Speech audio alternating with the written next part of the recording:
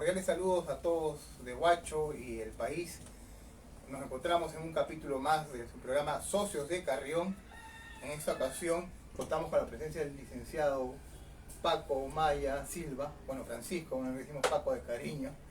¿Y por qué? Porque es un día muy importante. Hay bastantes cosas que celebrar, principal el Día del Sociólogo, que corresponde a nuestra carrera, la consolidación de la independencia del Perú y obviamente es mi cumpleaños. He tenido que crear este espacio para poder también celebrarlo y autosaludarme. Bienvenido, Paco. Gracias Ronald por la invitación a este programa Socio de Carrión del Colegio Regional de Sociólogos Lima Provincia.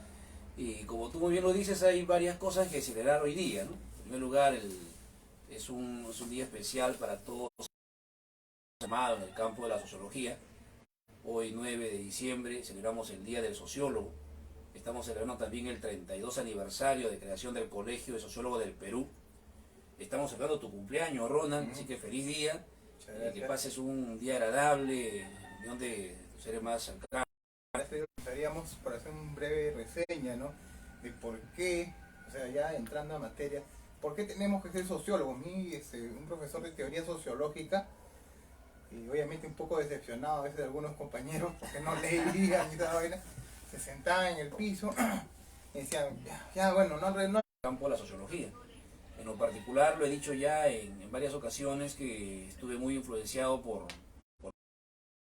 en esa época, cuando yo era niño, él era un dirigente político y bueno, yo lo acompañaba constantemente a él a las reuniones, y en esas reuniones cada cierto tiempo teníamos capacitaciones los niños. En esa época, yo era un niño en esa época, niños, adolescentes y jóvenes, nos reuníamos a capacitarnos y venían pues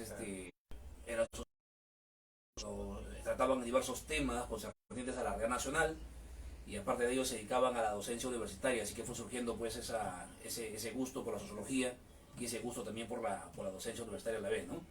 Ahora, ¿por qué ser sociólogo? Bueno, en un país como el nuestro, donde nuestro enorme ir formando todo un tipo de pensamiento que permita ir cambiando la situación en la que estamos todavía nosotros con grandes carencias en este país, ¿no?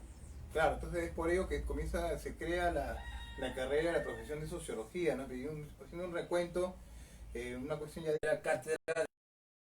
No se celebra el Día del Sociólogo como nacimiento de la sociología como carrera, ¿ya? Sino nosotros celebramos el Día del Sociólogo como surgimiento de la primera cátedra de sociología en la Universidad Nacional de Mayor de San Marcos, en la Facultad de Letras.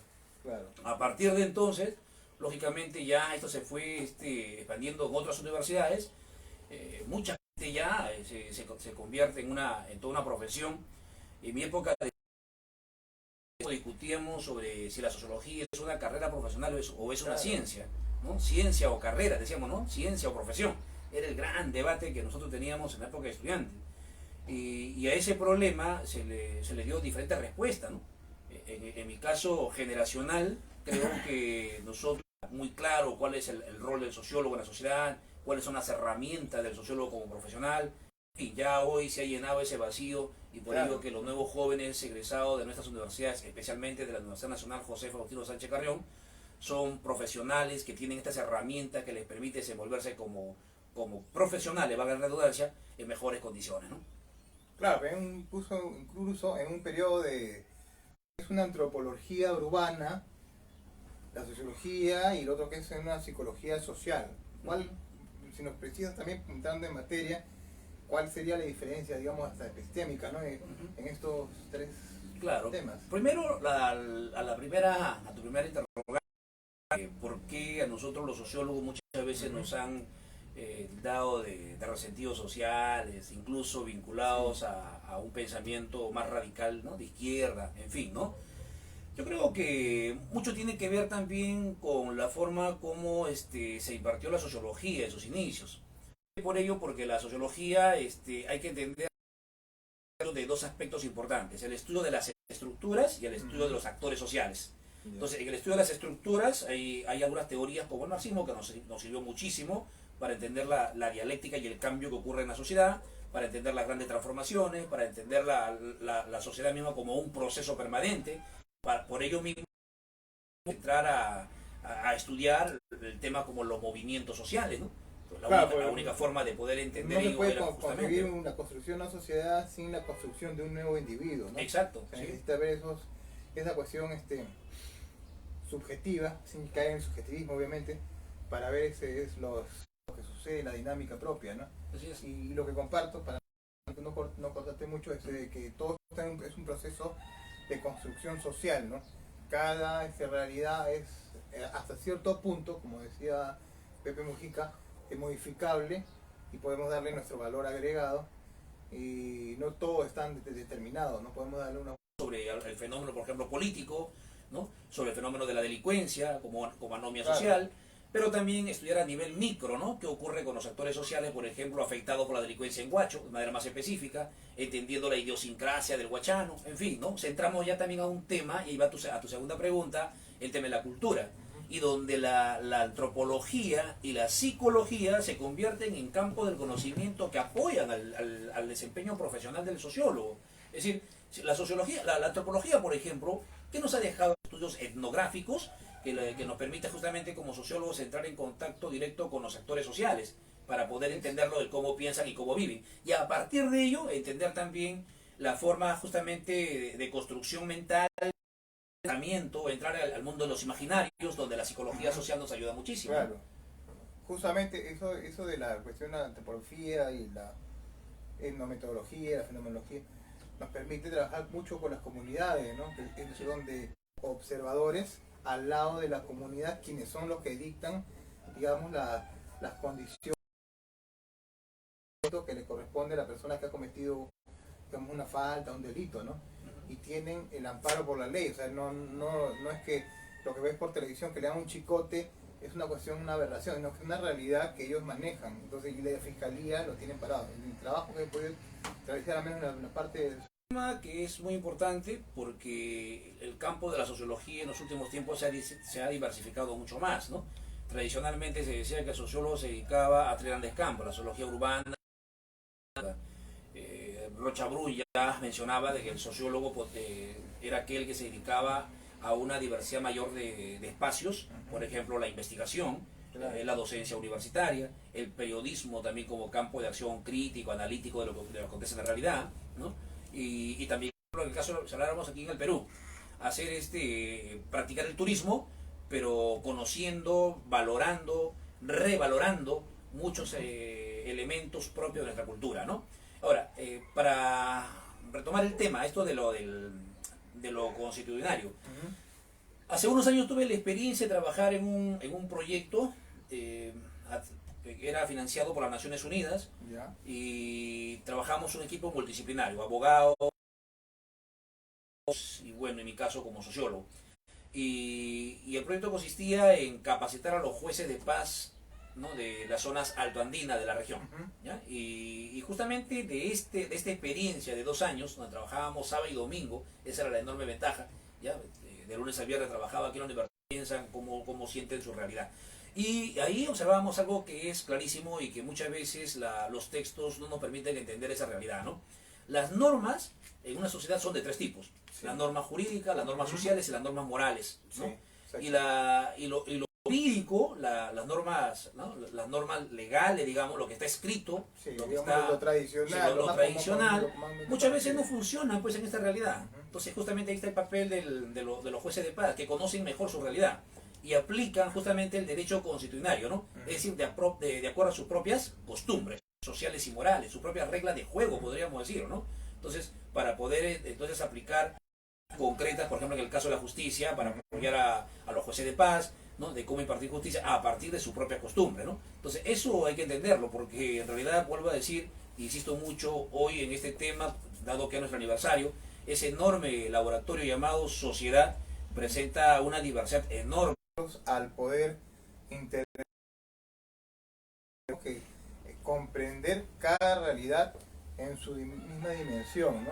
Más no tratar de, como de manera mecánica, como una receta, ¿no? Eso por lo que yo voy a aplicar sirve para todo, ¿no? Cada momento, cada situación es distinta y tiene sus particularidades. Un poco drástico del huachano, ¿no?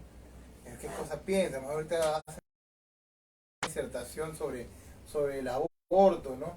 Y las posturas un poco antagónicas, ¿no? Antagónicas y hasta religiosas, ¿no? Que se cae, ¿no? Por ejemplo, la polémica que siempre existe, ¿no?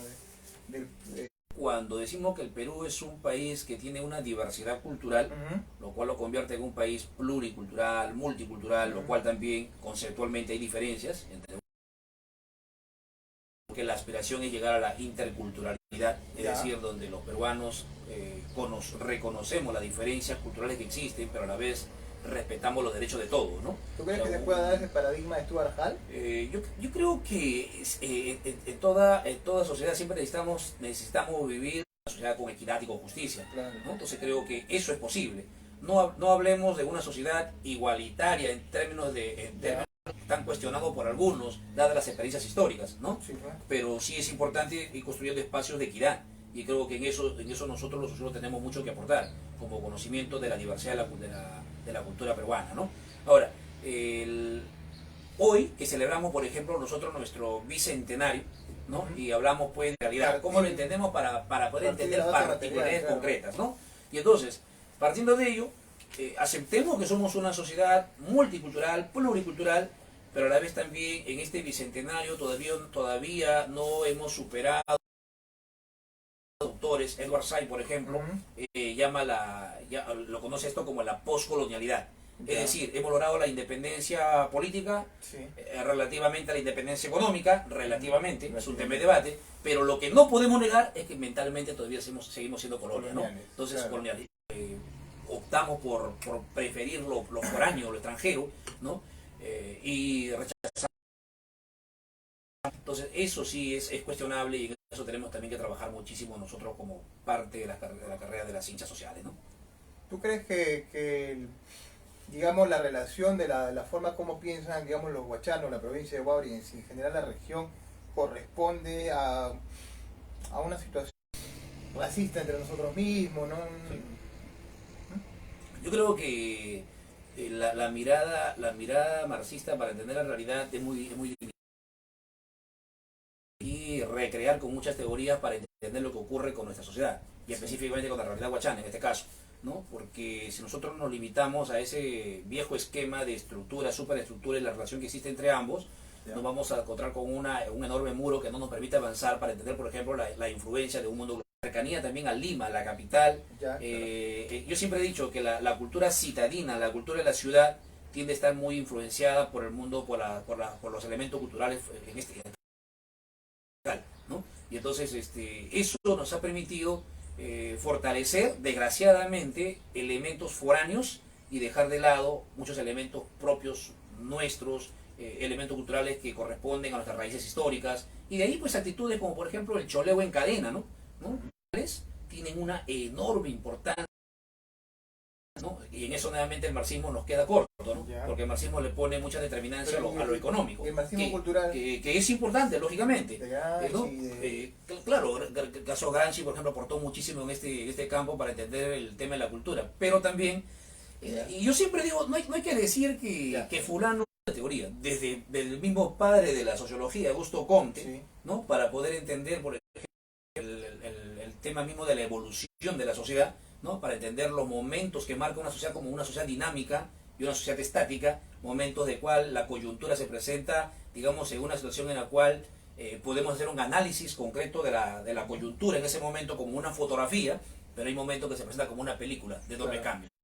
Una realidad, ¿no? Porque teniendo en cuenta, por ejemplo, casos concretos, ¿no? Porque que haya un acto de corrupción, por un caso de Ancash, que es el más sonado a nivel nacional, que ha generado bastante pérdidas al Estado, pero a veces la gente a la autoridad, obviamente, valga la redundancia, negando estos hechos sociales, ¿no? que ocurren, ¿no? ¿Por qué cree que las personas llegan a tomar esa postura?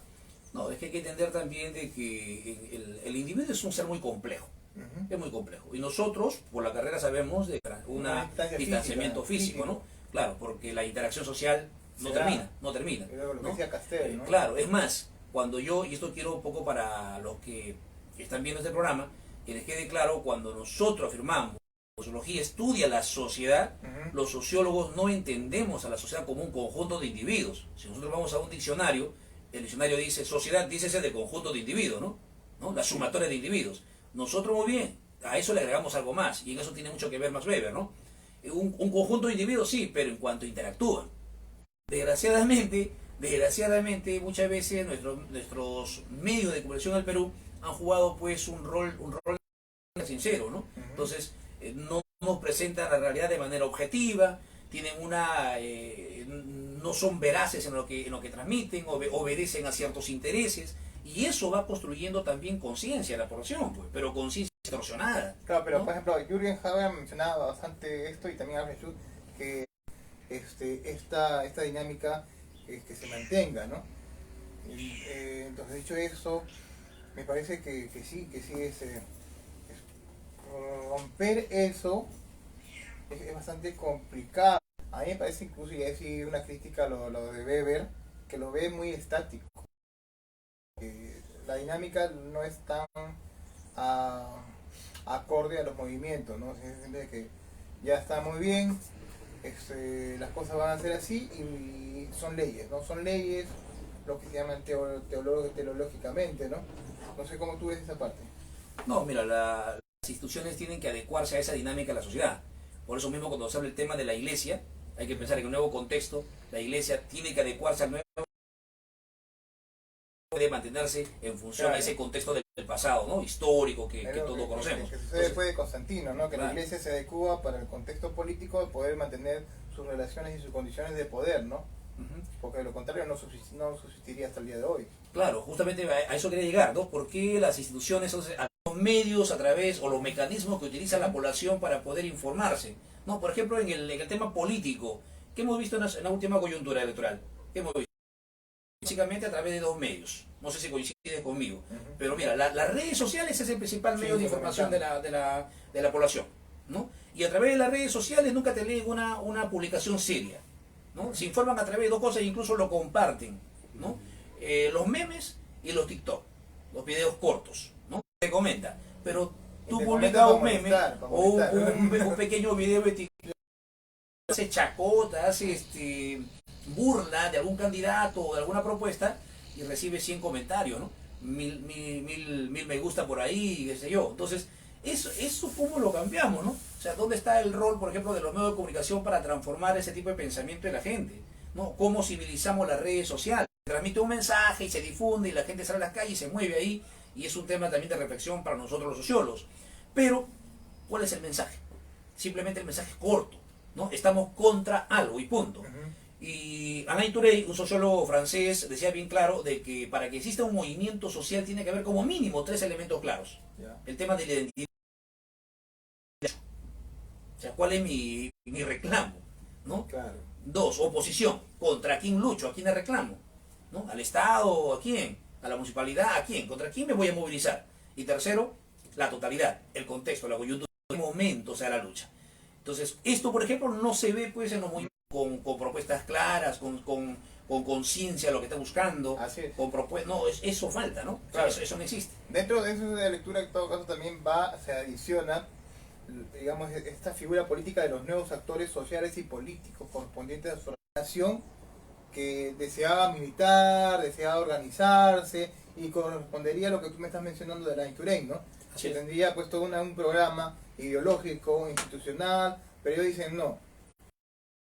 Si bien es cierto son jóvenes, pero no significa que no perciban, a percibir que la anterior generación, sí voy a hacer una expresión un poco fuerte, la cagó, no me parece, porque siguen reproduciendo toda mi limitación, toda mi frustración, mi cólera, que no me permiten poder expresarme, y que muy probable, porque los mecanismos no me lo van a dejar, salir a las calles y manifestarte. Ahora, yo creo que el sociólogo sí debería participar, y acá cojo algo de Pierre Bourdieu, que la sociología es un deporte de contacto, o de papel o por Twitter, lo que sea, pero no va a poder contrastarlo o aplicarlo en la realidad, ¿no? Porque al final de cuentas las personas le demandan a sus intelectuales. Quiere un intelectual que le interprete y le diga, ¿sabes qué? Muy bien, ¿Cuál es la estrategia? ¿Cuál es el camino? Ya muy bien, yo ya desbordé, pero ahora ¿qué sigue?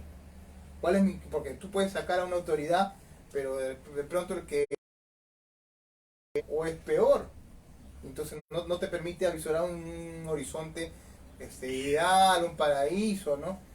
No, mi gatito que siempre es mi compañero de para poder, obviamente la cuestión psicológica es fundamental. Hay un paréntesis en Sí. relación decía Cienfuegos, y efectivamente hay mucho de ello, ¿no? Pero también son la realidad, son el presente, sí, no solo el futuro, es eso. ¿no? Pero hay una diferencia entre la celebración del centenario y la celebración del bicentenario, Sí. con respecto a los jóvenes. La celebración del centenario patrio, centenario de la independencia, encontró a jóvenes con propuestas ideológicas, Sí. encontró a jóvenes con programas políticos, encontró a jóvenes ideológicamente bien claros, bien definidos. Sí, sí, ¿no? era otra. O sea, esa es la diferencia. Y la celebración del bicentenario encuentra jóvenes con muchas frustraciones, Sí. con muchos resentimientos. Mucho cita de Castel, la verdad es uno de los autores que más sigo, pero Castel en una parte de sus textos dice: las redes sociales, quienes publican su vida privada en las redes sociales, son aquellos que quieren sacar a la luz la oscuridad de sus vidas, ¿no? Es decir, nadie me escucha, no tengo espacio, bueno, acá lo saco, ¿no? Aquí me hago conocido. Entonces, y eso te lleva nuevamente, por ejemplo, en el caso de los profesionales, por ejemplo, nos lleva a alejar. Y otra cosa es que tú vayas a una comunidad y comiences a convocar. Claro, Ahí te quiero ver, bueno. son cosas muy distintas, ¿no? Claro, por supuesto que sí. Entonces, una cosa es la virtualidad, y nuevamente, que es tema de actualidad, poder entenderla muchas veces para muchas personas empieza a reemplazar y ser más importante que la realidad física, ¿no? Entonces, eso también es un mundo de la virtualidad que hoy estamos viviendo, ¿no? Entonces, en un mundo actual, en un mundo de posmodernidad, donde vivir el presente es lo más importante, no importa el pasado ni nada, ¿no? O sea, al diablo todo, al diablo mis raíces culturales e históricas, y hay texto que dice, hay un libro que se titula Basta de historia, el fin de la historia. Tontería, ¿no? Porque un país, una sociedad que no conoce su historia, está condenado a repetirla. Y no solamente ello, si no conoces tu historia no tienes identidad, y si no tienes identidad no tienes nada. No tienes nada, porque no te valoras como persona, no te valoras como cultura, no te valoras como sociedad. Que ha estado realizando hace poco, porque es importante, necesitamos analizar y entender cómo funcionan las cosas y tratar de darle una explicación, quizás no completa, pero no, gracias por la presentación de este curso. Sí, de verdad que siempre trato de que los jóvenes al menos puedan entender, ¿no? Lo importante que es también la investigación en la sociología. Sostengo que hay dos grandes pilares en la sociología. Si eso no tenemos el manejo del marco teórico, haríamos diagnósticos, investigaciones descriptivas, haríamos solamente explicaciones del qué tienen y qué no tienen, cómo están o qué carecen, nada más. Pero nos falta pues el análisis teórico. Entonces, solo a raíz del análisis teórico es donde podemos decir que la sociología es realmente una profesión, y sobre todo estamos en camino de la década de los 70, 80 y llegó algo hasta los 90, sí. Casi fines de los 90, ¿no? Más vinculados, digamos, de izquierda radical. Pero lo que no podemos negar es que efectivamente la práctica en todos los campos es sumamente importantísimo para poder construir el conocimiento. Justamente en la cuestión de la práctica de la política, ¿cómo percibes la política actual del gobierno de Castillo? Pero basada justamente en un sustento, ¿no? El sustento mismo de que desde el inicio no viene mostrando pues la capacidad en cuanto a propuestas claras, ¿no? O sea, vamos por ahí. Pero lo que yo siempre dije también en campaña, ¿no? Al frente tenemos a quién era el contrincante, y algunos eso no en las redes sociales, mis seguidores entienden eso, ¿no? Porque muchas veces en nuestro país, cuando tú estás... los extremos se juntan, que eso lo demostró Fujimori con Ismael cuando se reunieron, cuando llegaron a acuerdos, cuando Montesinos y Fujimori dijeron todavía no es el momento de la captura, hay que esperar el momento adecuado. O sea, hay muchas cosas que la sociedad hoy, ¿no? La derecha peruana históricamente nunca construyó una propuesta clara de política. La derecha peruana nunca se la jugó por construir un capitalismo propio, propio. ¿no? Propio, como lo hizo por ejemplo Chile, ¿no? Cuando a mí me dicen en qué momento se jodió el Perú, que hay un libro con ese título, ¿no? Y muchos respondemos, no, España nos trajo aquí feudalidad, ¿no? Nos trajo...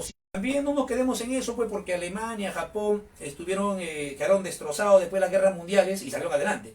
Nosotros Claro. no podemos seguir diciendo de que no, la culpa es España y punto, porque además nos mandó delincuentes en lugar de verdaderos, digamos, siempre apostó por su país y construyó capitalismo. Aquí no. Y no se pueden quejar de oportunidades históricas, No, para nada. ¿no? Ha habido bastante. José Matomar, un antropólogo y sociólogo, también él falleció hace pocos años, él mencionaba algunas oportunidades históricas que perdió la derecha peruana para construir capitalismo, para que luchó por la independencia. No, al contrario, Lima, que no tomaran Lima. Lo hizo un chamo, ¿no? Y entonces finalmente fue, incluso si nosotros vemos los jóvenes, los adolescentes con la etapa escolar, si ven una imagen de la ceremonia de la independencia, todo se hizo a la usanza española, a la tradición española, ¿no? O sea, eso fue una caricatura de independencia, ¿no? Primero porque Japón los invade, ¿no? Ellos decían, vamos a invadir a los chinos porque están divididos. Claro. ¿No? Y que hicieron los chinos, se unieron y lucharon contra el enemigo común. Es lo que ¿no? en teoría marxista se llama unidad y lucha de contrarios. Bueno, okay, bueno, ya, entonces, bueno, ya, yo diría que eso se llama más bien, en términos de Edgar Morin, se debería tener diversas miradas, por diversas lecturas, diversas teorías, claro, pero poder finalmente entender lo que es la sociedad. ¿Ya? Mira, ahí te mencionaba segundo intento. Ya. Y nos en la época del boom del guano y el salitre, en la época del boom del caucho, donde en lugar de aprovechar este recurso, más bien perdimos territorio, ¿no? Se descubrió tiempo después que Augusto B. Leguía, otro dictador, ¿no? El oncenio Leguía. ¿Ibas a decir algo? No, me pareció que ibas a decir una palabra. Sí. Capitalismo en la cual no nos dediquemos solamente a la exportación de materias primas, una economía en la cual ya basta de ser un país netamente extractivista de recursos naturales, ¿no? Y dependiendo de la demanda del mercado mundial, sino un capitalismo que vaya construyendo sus propias bases. Y eso es el rol del capital, claro, de la derecha. Pero ahorita tú crees que quepa la sustitución de importaciones. Yo creo que ya estamos en otro contexto. ¿Sí? Estamos en otro contexto, ¿no? Asentar una base industrial en el país es importante. Sí, es importante. No conozco un país en el mundo que haya alcanzado el desarrollo sin un desarrollo industrial. Pero eso no es marxismo. Pero va a ser siempre insuficiente si no sentamos la base de una economía capitalista, industrializada, expandirse por en todos los sectores, una agricultura industrial, es decir, y tenemos recursos en diversas partes del país. Y la segunda reforma agropecuaria que está planteando Castillo, por ejemplo, ¿qué te merece? ¿Qué opinión te merece? No, yo por el lado de la industrialización yo lo veo adecuado. Yo lo veo adecuado. Seamos conscientes de que la única manera de generar desarrollo es justamente fortaleciendo nuestro nivel industrial, ¿no? Donde además tengamos que nosotros elementos que van a condicionar, que van a aportar, como por ejemplo el fomento del turismo. Hoy a nivel mundial mucho se valora la actividad turística, sobre todo se valora mucho lo que es la belleza paisajística. Y si hablamos de belleza paisajística, Ronald, el Perú pues, es un bendecido por la naturaleza. Creo que ahí tenemos muchísimo que seguir aportando. De playas tenemos para fomentarlo mucho más. Huacho está cercano a la playa Chorrillos. Todo visitante que llega a Huacho tiene la mirada al frente ahí de una playa hermosa, desde lejos, pero te acercas, está contaminada. Entonces, cosas por el estilo. No puede ser Huacho, capital de la hospitalidad. Bajas a su playa y dice prohibido bañarse, playa contaminada. O sea, es algo contradictorio. Algo tenemos que seguir así. En esa medida, voy a usar el ejemplo de China. No soy maoísta, por si acaso, no soy maoísta, pero de repente por ahí me critican. Yo siempre a la gente de mi generación les digo algo, ¿no? Les digo algo, porque ahora los encuentro no sé, ¿no? De la derecha, ¿no? En un modo de sorna y sarcasmo, entonces no aprendía que no solo es que hay que autodefinirse, ¿no? Te voy a explicar, pero me traes a la memoria un amigo, ¿ya? Un amigo sociólogo, colega también es, ¿ya? Cuando llegó, no voy a decir su nombre por lo que voy a contar, si no tenía su nombre mandaría saludos, ¿ya? Cuando llegó a la Universidad de Huacho, él vino con el grupo de estudiantes vinculados al Partido Aprista, Ya. ¿Ya? Entonces llegó siendo aprista. Se dio cuenta que en la universidad, ¿qué pasó? Vamos, entramos, ingresamos. Y le dice que él estaba movilizando a todo un grupo de jóvenes del movimiento de avanzada socialista, o sea, ya era del MAS, ya estaba del MAS, ¿no? Y me dice, de aquí vengo como el representante de la provincia de Casma. Dije, ¿qué chato, qué estás diciendo? ¿No? Bueno, me agarró sorprendido, ¿ya? Me agarró sorprendido. Dije, bueno, un movimiento regional de Chimbote, ¿ya? Pasan los años y un día suena mi celular, contesto la llamada y era él, estaba aquí en Huacho. Y me dice, te espero en el restaurante Bolívar, quiero almorzar contigo, mira, desocúpate, forma cómo llegas acá, pero quiero conversar contigo, porque voy a estar un par de horas y me voy a Chimbote. Así que llegué, conversamos buen rato, y le digo, chato, ¿ahora en qué estás? Te he conocido aquí, allá, ¿dónde estás ahora? Y me dice, mira Paco, tú eres mi amigo, tú sabes que siempre yo he sido claro contigo, y siempre te he dicho una frase, y te lo vuelvo a repetir, y es cierto, siempre me lo digo, uy chato, no, ¿qué estás hablando?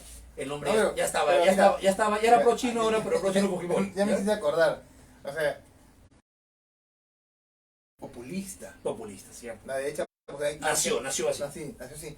Entonces es que, o sea, la gente muchas veces confunde populismo con una postura de izquierda, programática, socialista. El populismo puede ser de derecha o de izquierda o bueno. Mire, Ronald, el pueblo confunde muchas cosas, sí. Claro, por ahí, ¿no? Pero bueno, y el populismo tiene su diversa vertiente. El populismo no tiene que ver con una ideología, tiene que ver con propuestas, con medidas, con lo cual tú lo que buscas es ganarte al pueblo de alguna forma, ¿no? Y entonces lo ha hecho la derecha como lo han hecho también la izquierda, ¿no?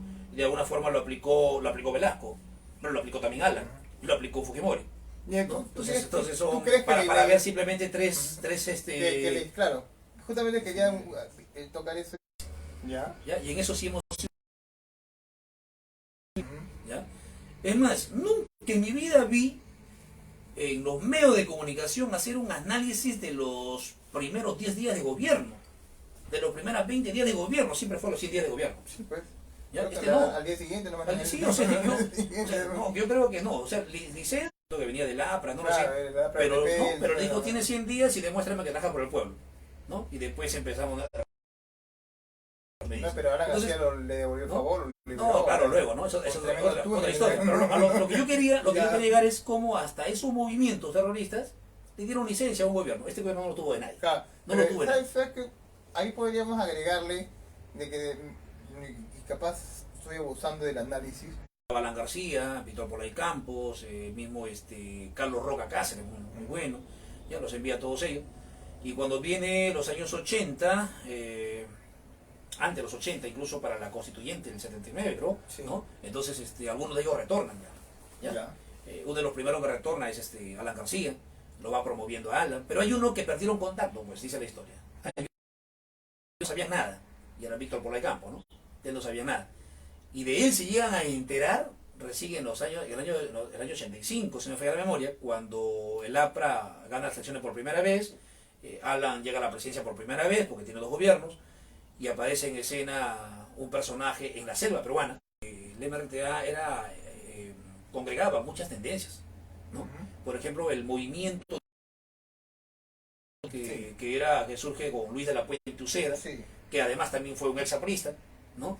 ¿Ya? Entonces con Luis de la Puente Uceda, el MIR también tiene sus facciones. Claro, pero en ese momento también... Y una de esas facciones se va con... Claro, pero en ese momento ser aprista también era como en su momento ser de izquierda, no ser socialista, por decirlo así, ¿no? Yo creo que apristas, ahí en Casma, mi papá, muy cercano a ellos, decían la izquierda responsable, decían ellos, ¿no? La izquierda responsable, ¿no? Era el término que utilizaban. Yo creo que no. Pero si hablamos más atrás, a los 80, los 70 y para atrás, no, sí era un movimiento considerado pues de izquierda radical. Incluso hay algunos recortes periodísticos que encontré en la casa de mi papá, en la que hablaban incluso del movimiento terrorista aprista, ¿no? En esos términos, ¿no? Hay una imagen en la cual se fusila a unos apristas. Digamos del APRA, pues, ¿no? Del APRA rebelde también, ¿no? Sobre esos conceptos de que les permitiría en todo caso entender un poco más a nivel de movilización social, ¿no? De confrontación con lo establecido, ¿no? Pero sí hay bastante reivindicación a la lucha que ellos han realizado. Tengan razón o no tengan razón, pero ellos en Trujillo, por lo menos, al menos en el caso de la Nacional, bastante conmemoran esos aspectos, ¿no? Por eso que creo que Mira, ya que has tocado el tema del APRA, el APRA es un partido político con doctrina, con ideología, con organización, ¿no?